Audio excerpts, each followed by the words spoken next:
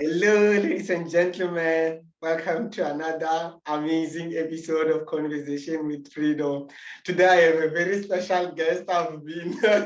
Today I feel honored. I really feel honored. I've been following her work. She's so amazing. I've been, I'm actually having a moment right now. And her name is Suzie Wokabi. She's a trailblazer with a beauty brand. She's so amazing. She's from Kenya. Suzie, welcome to my podcast. Thank you, Freedom. You are so sweet. I told you I need to be talking to you more often. Very good for for me.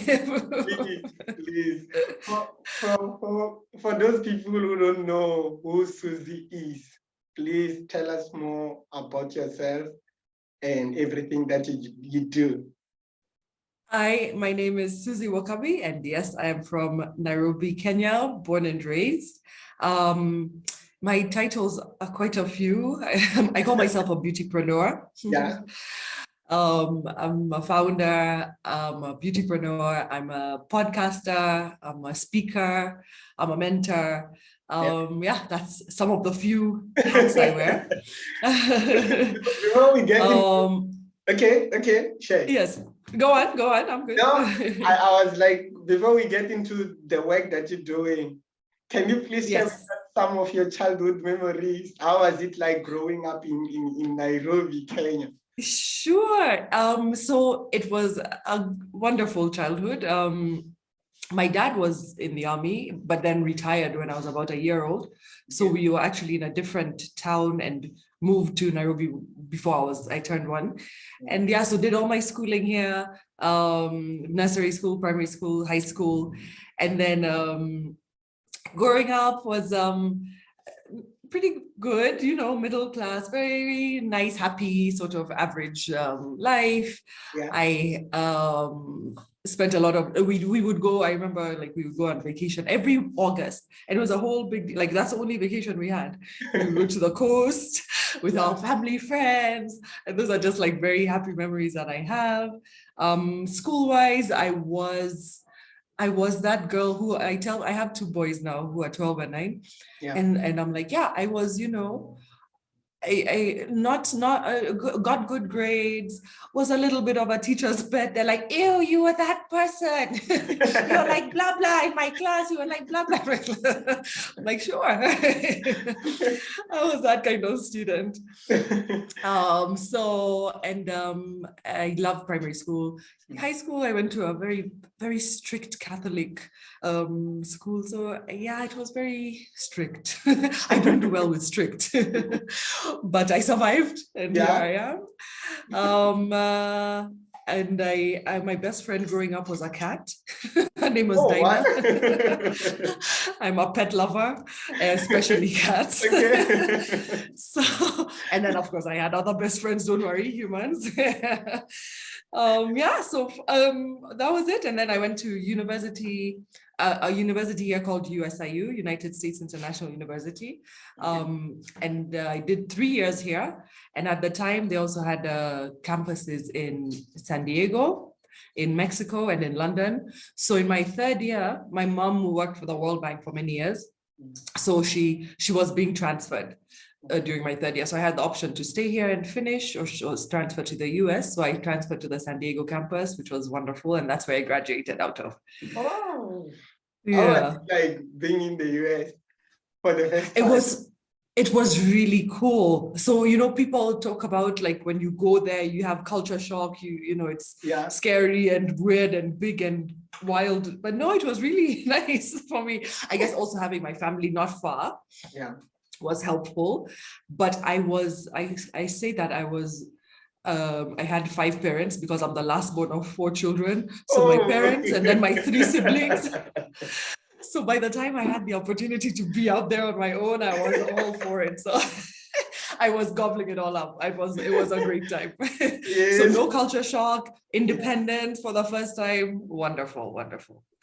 Wow. You mentioned something important earlier. You have 2 boys. How do you juggle work, and how do you go around work and life balance? How do you go around the So yeah, so I have well, I say 3 boys because my husband is one of the boys. So I have to take care of 3 boys.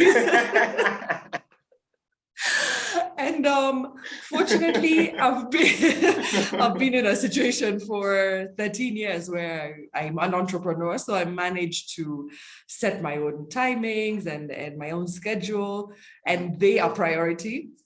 Everyone around me knows that. So, I'll leave a board meeting if a child is sick, type of thing. So prioritizing has been very important. So just knowing what must happen. And then also, being able to make my own schedule is super helpful, because I don't work after a certain time or before a certain time, and I can work around that and have people around me work around that. So that's very, very helpful. So being an entrepreneur helps that. I don't know how people with 9-to-5s do that work-life balance story. Okay. Yeah. Now tell us more. How did the dream come about? Okay. Yeah. So I started off. Okay, my degree, I graduated with a degree in international relations. Very different. Yeah. I had thoughts of, when I was in high school, because of my best friend, the cat, I wanted to be a vet. So my mom was like, really? You think that? Okay. My aunt owned a vet clinic. So she's like, yeah, one holiday, go and do an internship. I went. I'm seeing cows giving birth, dogs being put to sleep. So my dream of sitting around petting cats all day, being a vet, was shattered. So shelved that. And then so in high school, I really found my flair for, I love languages, especially like French, Spanish. So French, I think I got my top grade in high school in French, more than better than English. Wow. So I love language. So I was like, when I was going to college, the reason behind me doing international relations is like, I'm thinking maybe with my languages and that combined, I can get a job at the UN, maybe even in translation, something. That was my thought process. So that didn't work out because I hated my international relations courses the most out of all my courses. I loved my electives. I loved everything that was everything except international relations. So I was like, that's not going to work out for me. Shelved that. So when I graduated, I was still in the US. So I just got entry level. I was looking for entry level positions just to learn corporate America, to learn what it's like, working in an office. And so my first job was an entry-level job. I was actually a headhunter, a recruiter for IT professionals. Very strange. But I did that for 9 months, learning the ropes. It was a type of a sales job, because you have to look for the jobs for these people and then place them, get the connection correct, even when you're cold calling these managers who are looking for the people. So you're selling. So I learned, the sales bit of it there. And then I was like, this is not for me. So my sister and brother lived in the East Coast, so in New York, New Jersey. And my sister worked in fashion. And so she just had these fancy jobs and this fancy lifestyle. I'm like, I like that. But I've never been a real fashionista. I always loved beauty, by the way. I was that girl in college or even in high school. I started plucking my own eyebrows when I was 13. I would wear eyeshadow when I was 15, my sisters would bring. Or even when we're in college and we're going out, I'm the one doing everyone's makeup before we go out. So I was that person. And so, I always loved beauty, but I didn't know that it was a career option. So now I'm saying I went to let me see what my sister is doing. Let me see what fashion is about. So, finding out there's different areas of fashion. There's apparel, clothing, there's accessories, there's eyewear, there's cosmetics, which is beauty. So I actually dabbled in all. I worked in apparel, I worked in accessories, I worked in eyewear. For whatever reason, I really loved the eyewear industry and ended up working in it a lot. Okay. So I had a corporate job in an eyewear company first I was a showroom assistant, and then I was an office manager.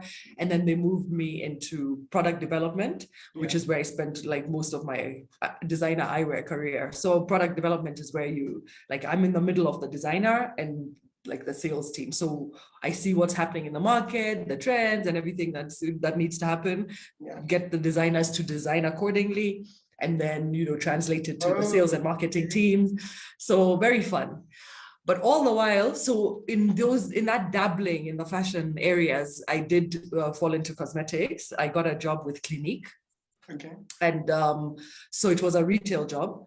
And so they, with no experience, they took me on, trained me from scratch, trained me on the product and on sales. So I did that for like almost 2 years and really loved it. I found it very easy to work with makeup, to sell makeup. So I didn't love being in the retail environment, but it was not hard. It wasn't a hard thing for me. Just like, I don't like retail. So, but I was, Clinique is also a very, like dermatological, like skincare specialty brand, not so much makeup. And I was interested in the fun, like bright color makeup stuff, right? And Mac was next door, and I was all like, I'm gonna work for Mac one day. So eventually I got a job with Mac. Wow. Still in retail, but because I didn't like retail so much, with Mac, I opted to freelance for them. So just whenever they trained me, I worked for them for a bit, and then I went back into corporate with my eyewear job. But so freelancing for Mac, whenever they had a big job on the weekends, they would call all the freelancers to come in and do the work. So yeah, I loved that bit of it. And then all the while, even when I'm working in my corporate eyewear job, I had this, I was freelancing in makeup, working with models and photographers, building my portfolio and my skill. So now coming home was always the dream, coming back home to live and to work and to bring home what I've learned out there, type of thing. So I came back home in 2007. My husband, we met there, and so we didn't get married there, but we were dating, and he was being transferred by his job to come back home. He's also Kenyan. So I was like, okay, I guess that's the time. It's the time. So this is, I spent 9 years out there. I'm like, I think that's enough. I'm ready to get back home. Yeah, and I have enough of a skill set and whatever. And then I looked at what's happening in the beauty industry. I'm like, it's compared to when I lived at home, it had grown, and there was like, beauty jobs, like, and in there, through the years, I did a makeup course in LA doing, learning media makeup. So I got a certificate in media makeup. So media makeup is like doing makeup for the TV or magazines, newspaper, anything media related. And that was my preference also, media makeup. So when I was coming back home, I found out, yes, there is a need for media makeup. There's like all these beautiful TV anchors who need their makeup done, the magazine covers, all that. So made all sorts of contacts before I actually moved. I moved back in 2007. So I've been back home since then. And because I'd made the contacts before, so it was easy to come and just like sort of hit the ground running. I'm like, hey, you remember me? I said I was coming. Okay, I'm here now. So I came home with a good portfolio that I'd been building, and then a big suitcase full of makeup to work with. So I was ready to go. Yeah, so that's where the beauty career started. Well, I say I've been in the beauty industry for 22 years because my first job that I got with Clinique was in the year 2001. That's 21 years ago. Yeah. Yes, I'm old. Freedom. I'm an old lady. Were you born? Yeah, I was born. I think I was. Oh, phew. You were a baby. I was like, that's why I was so young. Yes. So that is when my career in beauty started. Even if not as intense as it is now, but it did start there. Wow. So moving back home was interesting. So when you asked about, even like moving there, was it difficult or crazy? Moving back home was crazier. Why? Like moving back home was culture shock. I don't know if it's that, things are a lot easier out there. Things work faster and more swift and efficient. Yeah. So almost regressing into the way things work in Africa, and remembering that, you know, it's not the West, it's not that, but it is home. You know, I wanted to be here. I know this home. I just have not been in it for a long time. So getting back into that state of things, it didn't take a long time. After a few months, I was like, oh, I guess I'm as crazy as everyone else now because everything is normal. So everything was well in the end. I was back with my crazy people. So it was fun working as a media makeup artist. I got a lot of gigs quite fast, like early on with Mnet. I worked with quite a bit. We did a bunch of shows. In fact, my favorite gig until today, I will always say, was I don't know if, maybe you don't know, but you guys had South African Idols, I think. Yes, we do. So one time only they brought it to Kenya. So it was East and Central Africa Idols. Okay. So all the kids it was based in Nairobi, but then all the kids were from East and Central Africa. Okay. So from Zim, from all the countries. It was so fun. It was so fun because as a makeup artist, that's a consistent gig. Great. Like 4 months straight, you'll definitely have work. Yeah. And then the working with Mnet was always amazing. And then meeting all those people, being a part of that journey, you know, it was such a good gig. They also made me style. So they had also hooked up or got sponsorship from the Deacons group, which had Woolworths and whatever. So they were sponsoring the clothing. So styling just meant for me to just go once a week to the shops with them and be like, yeah, this is better for that song. This is, you know, just helping them pick out their clothes. Yeah. So I had 2 gigs in one. So constantly busy, very fun. So now, you know, working, I'm running out of product here in that big suitcase of mine. You know, this foundation is finished, that eyeshadow is done. So I'm like, where did people buy makeup when, you know, in Nairobi? I can't remember. I used to buy my fashion fair compact from one pharmacy in town. So I'm like, yeah, maybe there. Everyone's like, yeah, there's also these beauty shops, these pharmacies. So I go looking at what they might have. And I was shocked because everything, all the products that I was finding, everything is imported. So the brands I was using out there, but also not even the good brands that I was using out there. Like the ones I wouldn't even buy when I was in the US. And then the prices they were being sold at, like 5 times the amount. So what was like $20 in the US was like $100 equivalent, you know? So I'm like, wow, this is crazy. And then it's not even product I want, right? So I'm like, oh, this is not happening. So I would wait to travel and stock up, or like wait for somebody to be coming and send them. And after a while of doing this, I'm like, it's not cool. And I can't be the only one suffering. This is not sustainable. So one day in January of 2009, I woke up one morning and I told my husband, guess what? I'm going to make my own product. And so then that's when SuzieBeauty was born. And how's the journey been? Wild, and it continues. My best friend, who was also with me in the US, she's from here, but when I told her, you know what, I've decided I'm going to make my own product, she's like, you told me that in 2003 that one day you'll have your own product. So I'm like, I did?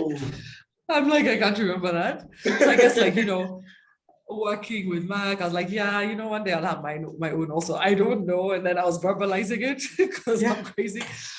I also very much looked up to, there's a brand called Bobbi Brown Cosmetics. So the founder, Bobbi Brown, she was a makeup artist who started her own product line, which after a few years was acquired by Estee Lauder, and then she worked under, like, running the brand under Estee Lauder for years. So she's until now a mentor in my head. Like, I always have looked to her. So I think also she put that in my head, like, you know, I'm a makeup artist too. She has her own brand. I can have my own brand too. So maybe it was always there. Yeah. So I started the process. And it was first a lot of research. So what's on the market? How do I want this product to be? Having worked with so many different brands was helpful, because I know even if it's an expensive product, even if it seems good, it might not work for us, you know, and what are the ingredients that are mostly used? So a lot of research, and what this one has this ingredient, that's what it makes it feel that way or look that way. You know, that's why the color is that much more intense, because of this thing.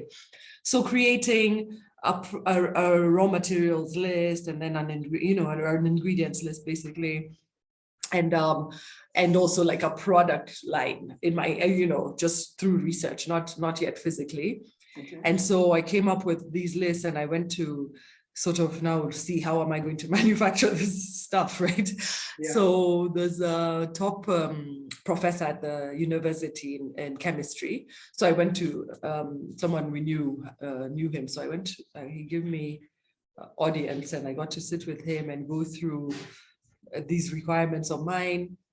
And he just went crossing off my list, and he's like, yeah, none of these raw materials exist in this country. And I'm like, so that means what? I'd have to import them?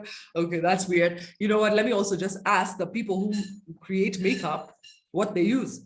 Looked for those people. They don't exist, because makeup has never been made in Kenya. So I'm like, okay, hold up. So makeup is not made here. Yeah. There's skincare, there's body care, there's hair care, but color cosmetics, no, nobody manufactured. So I'm like, okay, that makes this Kenya's first makeup brand, because it's never been done.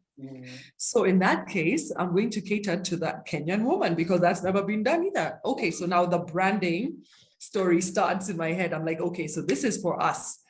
This is our brand for the first time. Let me do this right. So even just like making it as Kenya-centric, as Africa-centric as possible, I learned also quickly that there's contract manufacturers all over the world that will go according to your specifications and mass produce for you. So that's what I needed, actually. That's what I was looking for when I'm looking for those makeup manufacturers here. They're in many places around the world. They're just not here in Kenya. Oh. So fortunately, my husband was working at the time, and we could afford to take a few trips and do like we did some expos, and we also did where you go and meet like suppliers from all over the world, and then also going to some factories and just seeing how they do what they do, and how, and what standards they're using and all that. So did that. That was a lot of that. That was the first year. So product development, creating the brand, and even the ingredients, I was making sure everything's very safe, very good for us, and also as much like what we find here can be in the product line. Yes, just keeping it African. And then even naming the products, that was so much fun for me, because I like if you look at my eyeshadows or my lipsticks, they all have like Swahili related names. Okay. For example, like my black eyeshadow is called Usi, because the word nyeusi means black in Swahili. So like my top selling lipstick is called Zamba, which is like a sort of purplish shade, which is like Zambarao is purple in Swahili. So like that. So all the products are named that way, except the like now the foundations and stuff, they have just like numbers. So yeah, so even just creating that was so fun. And then I got a full product line created, at least like I have stuff to work with now, and start testing, making sure it's correct. Yeah. And so I did that for the whole second year, like testing it on everyone. So I was still working as a makeup artist. So everyone who'd sit in my chair was my guinea pig. As of course, I was my first guinea pig, making sure everything is safe and good. And, I have very sensitive skin. So if it works on me, it will work on the world. And then, so yeah, everyone would sit on my chair. If it's a bride, if it's a model backstage, if it's we did even this show in Malindi. Well, no, in Mombasa, so called Face of Africa. Okay. And it was again by Mnet. And they also brought a South African makeup artist, a lovely man named Tato. And I don't know, well, I need to find him. I haven't talked to him in so many years, but we became fast friends. So we were working, I was the local makeup artist, he was the South African one, and we were working together. And by then I had my product line. So I was like, we want to use a certain brand of product line that they had provided. And I was like, no, I'm using my eyeshadow, I'm using my lipstick, I'm using. In fact, there were times and Tato is like, hang on, I don't have that color. What is that color? Can I have it? I'm like, can I use it? Why didn't they give me? I'm like, no, it's mine. It's mine. It's not theirs.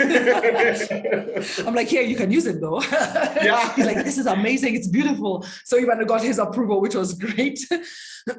So took a lot of months just testing and perfecting. There's some things I had to tweak here and there. Yeah. And then, so good. Got my product line together. Then I knew that I would need like a bunch of money to mass produce and to get it here and to market and to get it sold. So I knew there'd be a fundraising situation. So that was tough.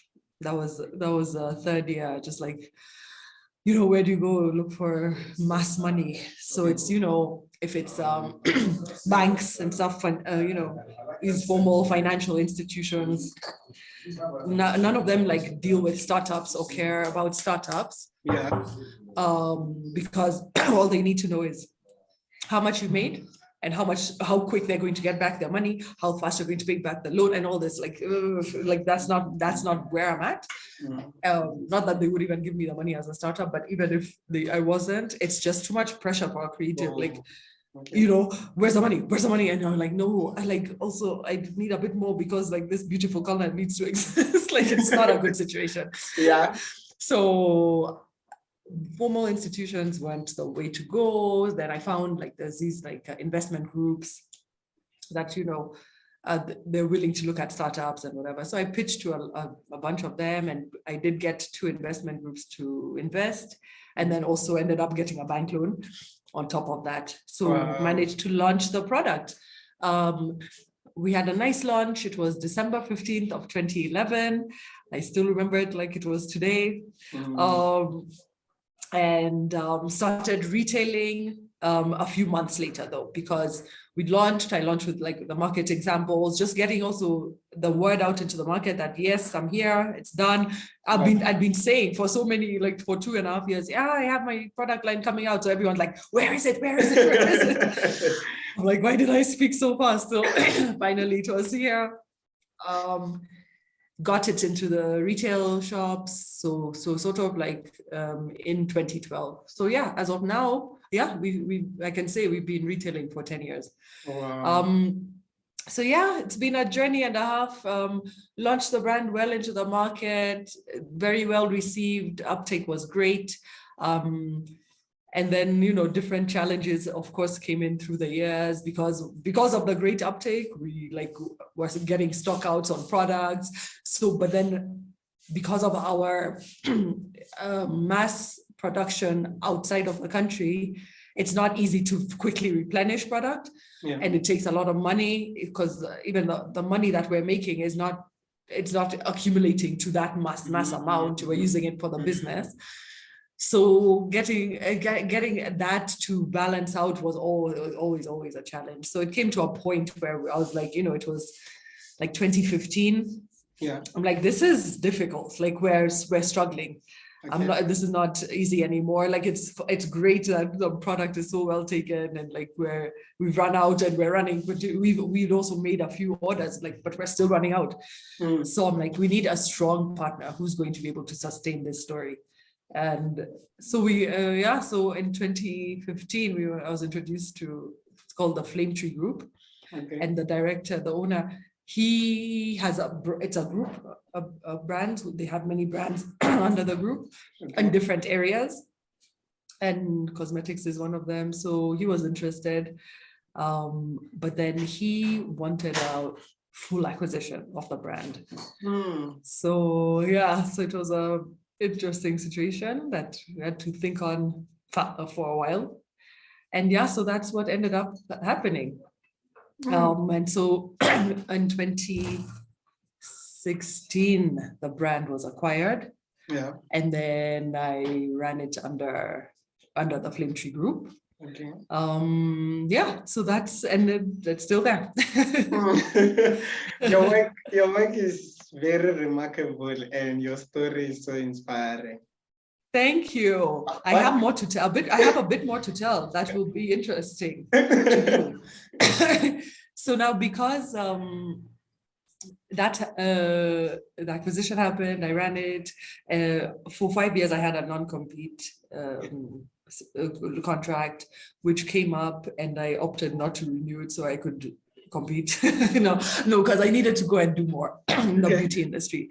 Like, I really, like, my whole thing is I want to be an instrumental part of growing the African beauty industry. And sitting there doing just that is not that. So there's so much more to do. So I opted I opted out, but I still oversee the brand. Okay. And now I'm able to do more. So thought about it, and so this year decided to start a second brand, which I will be launching later this year. Yeah. And it's going to be super extra cool. So I will keep you posted on that. Yes, I was about to say that. Keep us posted. 100% I will. So be on the lookout. Yeah. Can we please? Susie, what kind of advice would you give to someone who want to get into the makeup industry? So it's evolved so much in the past 10 years, I'm going to say. There's a lot more competition in terms of makeup artists I'm watching. I think so many people have so much access to, you don't even have to go to beauty school anymore. You just go to University of YouTube. The University of YouTube. Yeah, and you're a professional, because I mean the lessons there are also priceless. But yeah, so if you're trying to get into the industry, make sure you love it very, very much passion for it.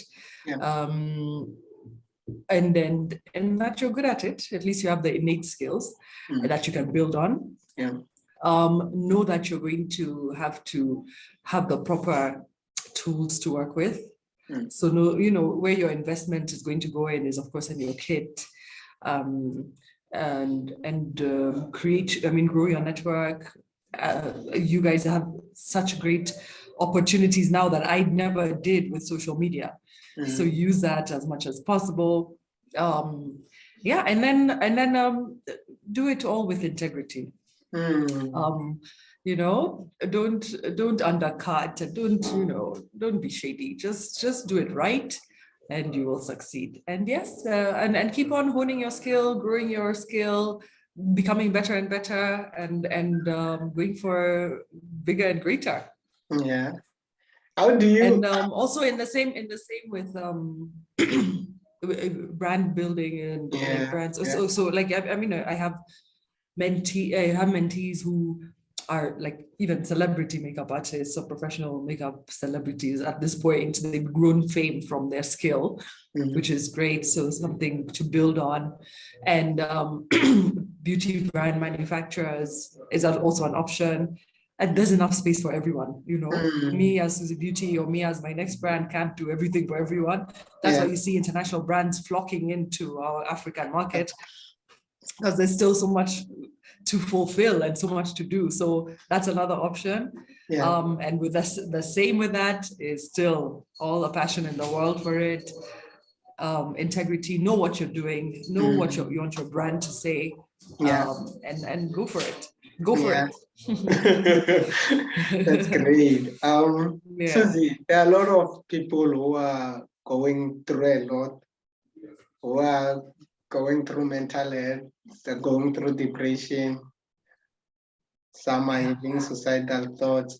What kind of message would you give to that little boy or girl who's having tough time, who's struggling, or who actually doesn't see a point of living anymore? What kind of message would you give to that boy? That it really is heartbreaking. my words to that are just as hard as rough as it might seem and as impossible as it might seem. Find something positive, one little thing. Just like, hold on to that one thing. Like, not everything can be the pits. Not everything is horrific. Just find that one thing that will take you to the next step of positivity, to the next step. Don't give up. It's never the end. Like, it will always get better. Yeah. It takes some perseverance and some patience, and I know it's painful, but it's never not going to change. Guaranteed, it will get better. So, and I know there's a lot of mental help out there now, even online. It's fortunately, we're coming to a place where it's not as shameful as it used to be, mental health. So, and like we keep saying, the people who advocate for it, it's like, why is there a thing on people with mental health issues? When you see somebody at the cancer clinic or with a broken hip, why is that not a bad thing? But if you're in a mental institution or a hospital, it's such a bad thing. That's not fair. So and I think that mentality is starting to change and improve with all the people talking about it. So we're getting there. And so yes, just be strong. Think about anything positive and go from there. Yeah. That's great. What are some of the most important lessons that you've learned? I've learned that it's important to have people around you that want good for you. If you're building something career-wise or anything, like keep as much positivity around you as possible. The negative, just like shout out as much as you can. Because that will make someone give up or falter or doubt. We have enough self-doubt as it is. Like, you don't need outside noise helping that. So a good source of people around you is very helpful. In entrepreneurship, I used to have 4 P's, but I think there are more now. So passion, patience, perseverance. Then it gets to like prayer. There's a whole bunch, but like, yes, that passion, those 4 especially are very, very important. Don't ever do anything because, that guy looks like he's succeeding in that thing that he's doing. So let me do that. I don't know anything about it. I don't even care for it. I don't like it. But let me do that. It will 100% guaranteed not work. And I think that's why they say that 90% of startups fail in their first year, 90 or 95%. Because of that copycat. And I think we definitely have that in Kenya. I don't know if it's in the rest of Africa as much as it is. It is. But yeah, it is. We definitely do well with that. So yeah. And then stay positive. Optimism is the best. And just don't give up. How do you define passion? So that is, I found I developed a new brand of that once I became an entrepreneur. Because you expect something to happen tomorrow. In fact, it's been promised, and then it can take 2 months or 4 months. And just like, just keeping with it, not giving up, and just like knowing it's going to happen, just do it, just keep going, just focus. Don't, you need that thing, so you have to just it will happen, and keep going. Do other things if you need distractions. Don't focus on it too much so that you don't have to get too frustrated. But yes, just believing that it will happen and waiting for it patiently. You'll learn in time how to get more and more patient. And speaking of entrepreneurship, How do you deal with rejection and criticism? Because I'm sure you've encountered a lot. There's a lot. I just found that, I feel like I don't get so affected because when I believe in something, I believe in it so much. So it doesn't matter so much what somebody thinks or says. Wow. Yeah. Like even, I'll give you an example, like with SuzieBeauty. And I to a small extent with a new brand, like people would be like, oh no, change that name. Don't use that name. Change the logo. That's change the colors. No, don't do that. Yeah. That's ridiculous. And I'm like, no. Like I just knew this is what I wanted. This is how it's gonna be. The end. And now they're like, oh, beautiful. That's perfect. I'm like, whatever. It doesn't matter. It didn't matter then. It doesn't matter now. I knew what I was doing. I know I knew what I was doing. So even, it's also a lot of self-belief. Just knowing where you're not budging. Wow. That's so powerful. That's so powerful. Yeah.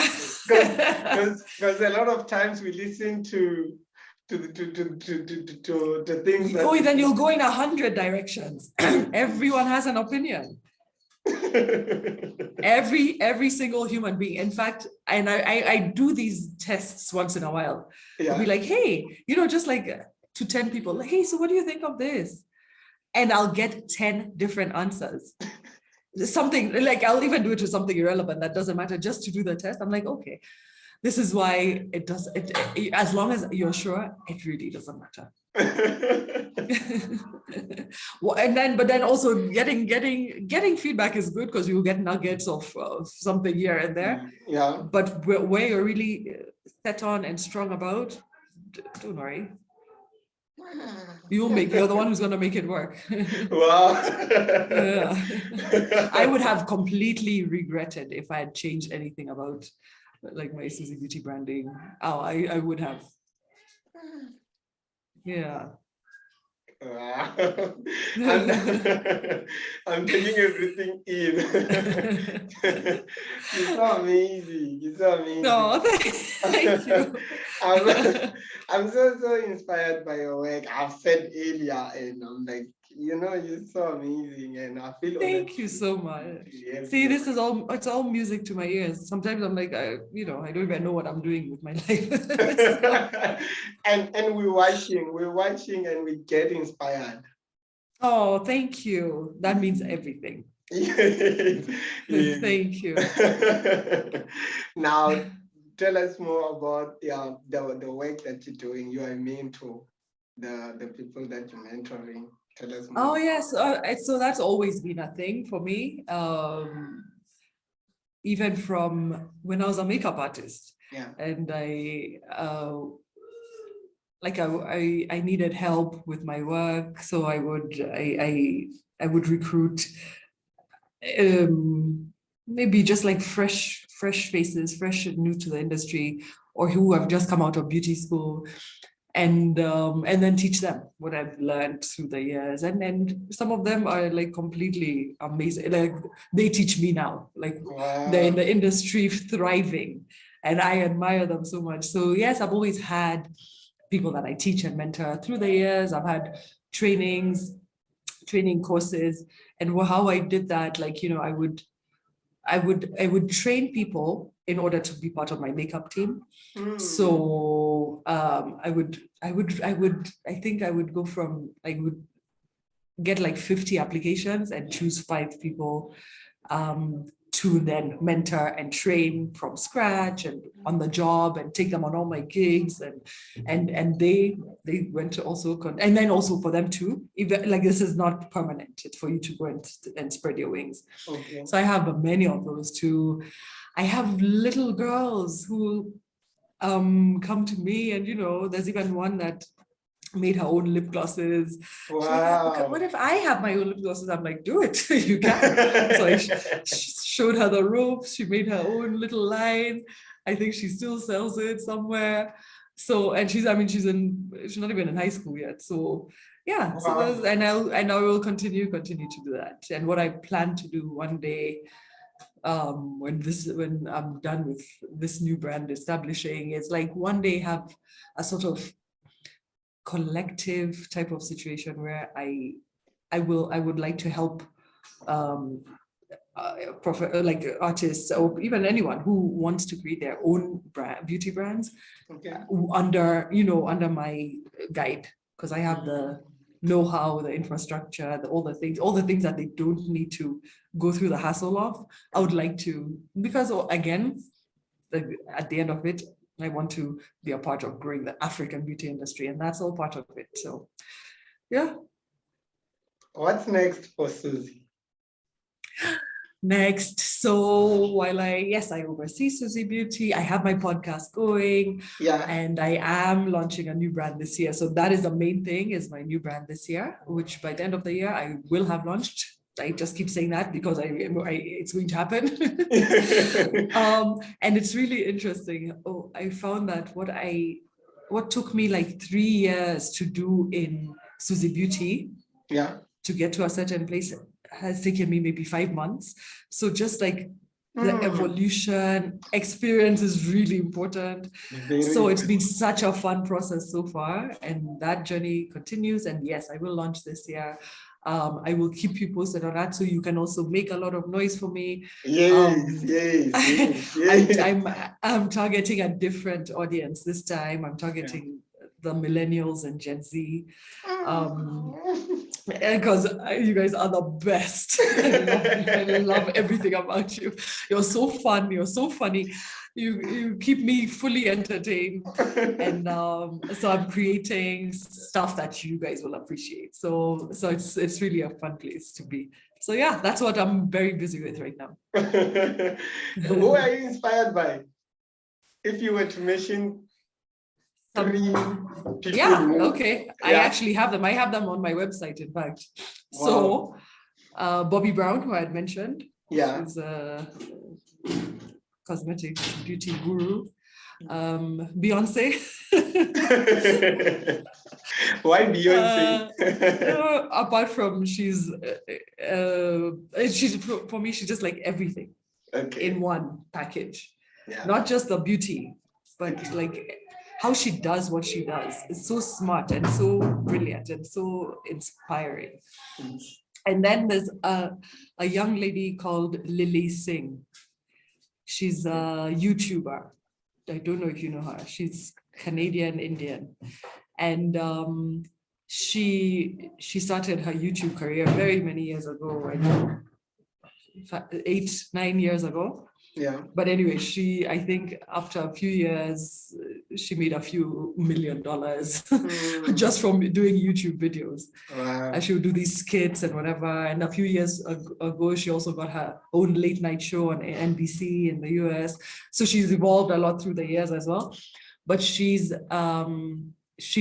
so smart as well, and so funny, and does everything so well. And she's much younger than me, but a complete role model. Wow. Yeah. So those are who I look to. I watch them closely. That's good. Is there anything that you want to share with us that I didn't ask? No, I'm very happy.